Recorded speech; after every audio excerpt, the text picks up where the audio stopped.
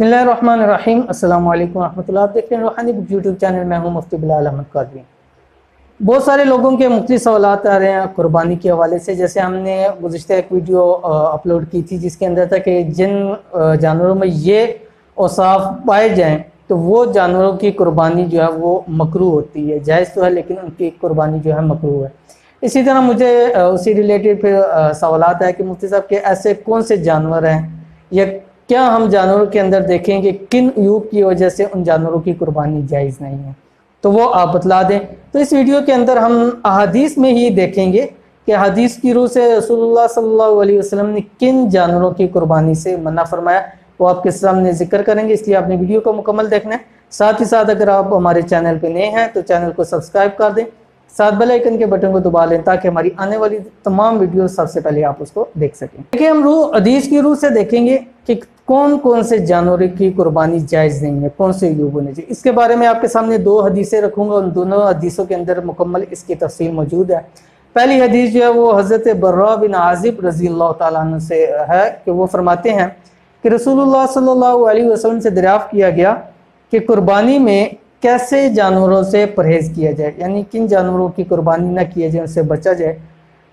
तो आप अलैहिस्सलाम ने हाथ के इशारे से फरमाया कि 4 तरह के जानवरों की कुर्बानी जायज़ नहीं है। वो कौन कौन से हैं? फरमाया नंबर एक ऐसा लंगड़ा जानवर जिसका लंगड़ापन बहुत खुला हो, यानी उसका चलना मुश्किल हो, साफ पता चलता हो कि चल नहीं पा रहा, ऐसा लंगड़ापन हो। नंबर 2 फरमाया कि वो जिसकी एक आँख ख़राब हो गई हो और वो ख़राबी बिल्कुल नुमायाँ हो, यानी सामने नज़र आती हो।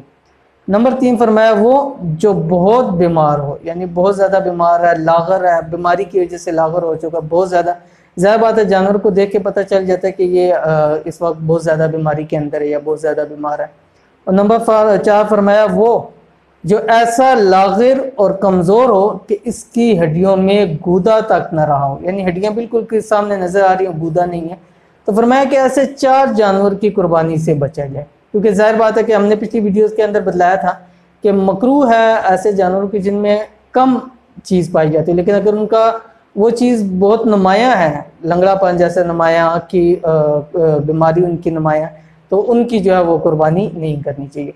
इसी के साथ दूसरी हदीस भी है जो हज़रत अली रज़ी अल्लाह ताला अन्हु से है। वो क्या फरमाते हैं कि रसूलुल्लाह सल्लल्लाहु अलैहि वसल्लम ने हमको ऐसे जानवर की कुर्बानी से मना फरमाया है जिसका सींग टूटा हो या कान कटा हुआ हो। ठीक है, जिसका सींग टूटा हुआ हो या कान कटा हुआ हो, उस जानवर की कुर्बानी भी जायज़ नहीं है।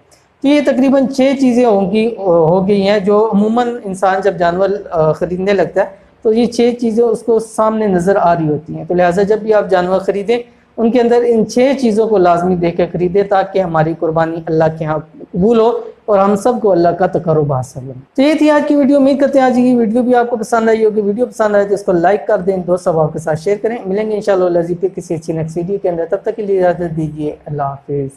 Thanks for watching. Don't forget to like, subscribe and share. मज़ीद वीडियो देखने के लिए हमारा चैनल सब्सक्राइब करें, घंटी का बटन दबाएं और नई वीडियो से बाखबर रहें।